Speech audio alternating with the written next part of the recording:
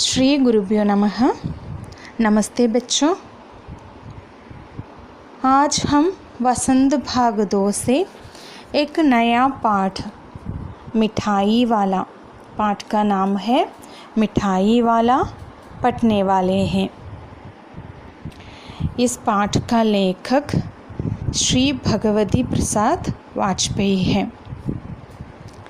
लेखक का जन्म कानपुर में सन 1899 में हुआ। वाजपेयी कवि, नाटककार, उपन्यासकार और कहानीकार के रूप में अपनी प्रभावी सृजन कला का परिचय देते हैं।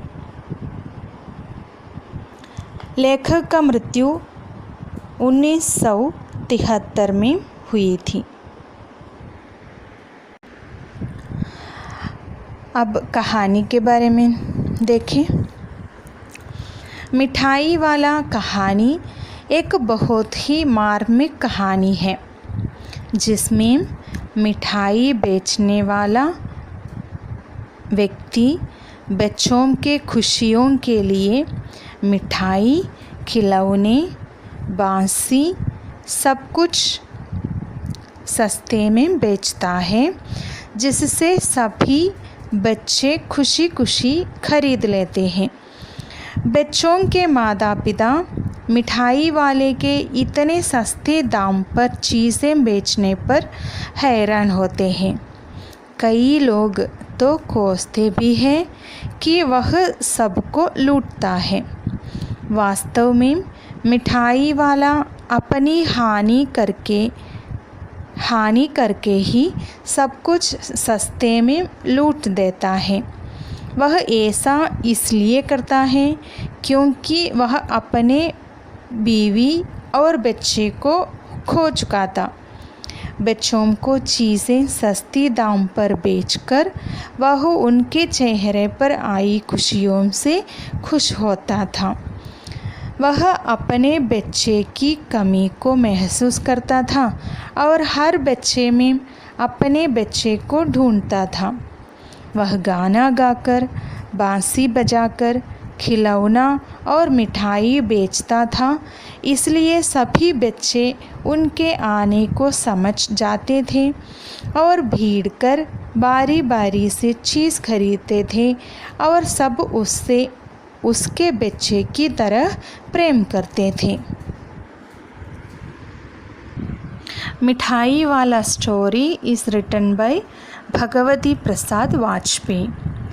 This story is very emotional and it shows the true love and affection a father had for his children.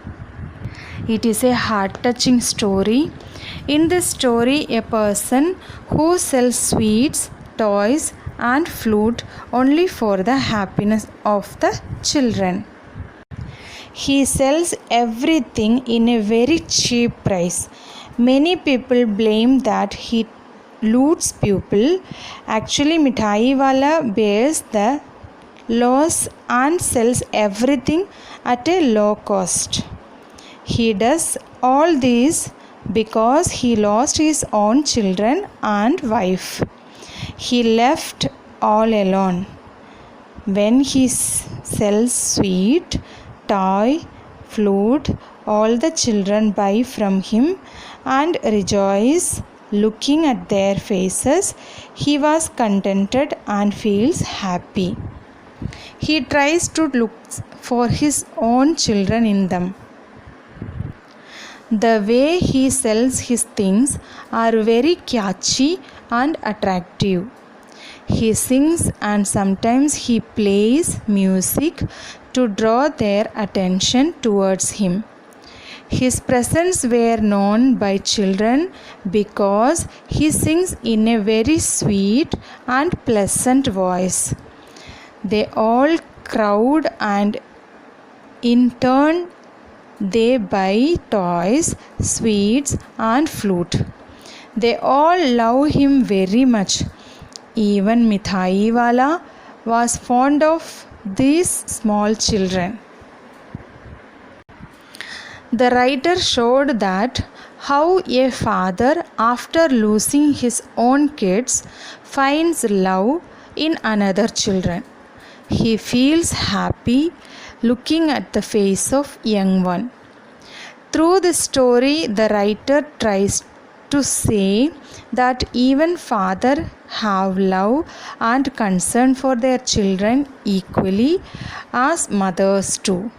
Usually, motherly love and kindness was highlighted, but writer proves that the head of the family, father, have responsibility of the whole family. With that, he also equally loves, admire and affectionate to his children. मिठाई वाला कहानी भगवती प्रसाद वाजपेयी द्वारा रचित है। यह कहानी एक बहुत ही मार्मिक कहानी है।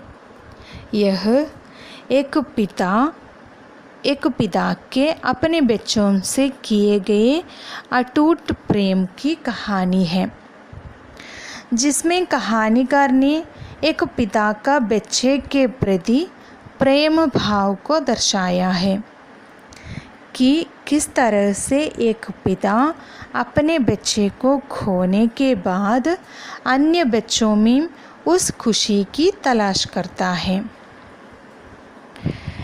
इस कहानी के माध्यम से लेखक पिता के आदर्श प्रेम को दर्शाने का प्रयास करता है। समाज में यह कहा जाता है कि माँ अपने बच्चों से अधिक प्रेम करती है, परंतु लेखक इस तथ्य को असत्य सिद्ध कर देता है। यह मानवीय संवेदनशीलता के ताने बाने में उलझी कहानी है। इस कहानी भगवती प्रसाद वाजपेयी, जिसमें कहानीकार ने एक पिता का बच्चों के प्रति प्रेम भाव को दर्शाया है। किस तरह से एक पिता अपने बच्चों को खोने के बाद अन्य बच्चों में उस खुशी की तलाश करता है। एक आदमी पहले एक खिलौने वाले के रूप में आता है। वह मधुर स्वर में बच्चों को बहलाने वाला, खिलौने वाला गाकर सुनाता है। सभी बच्चे उसके खिलौनों पर रीछ कर अपनी तोतली आवाज़ में भाव पूछते हैं। नन्हे नन्हे बच्चों से पैसे लेकर तथा उन्हें खिलौने दे वह फिर वहाँ से गीत गाता हुआ चल पड़ता है। राम विजय बहादुर के बच्चे चुन्नू और मुन्नू भी एक दिन खिलौने लेकर आए। उनकी माँ रोहिणी इतने सुंदर और सस्ते खिलौने देखकर सोचने लगी कि वह इतने सस्ते खिलौने कैसे देकर गया।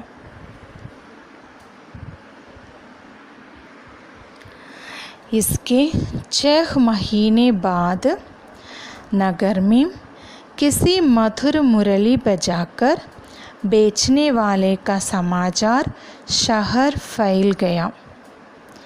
वह बहुत सस्ती मुरली बेचता था। मुरली यानी बांस, फ्लूट।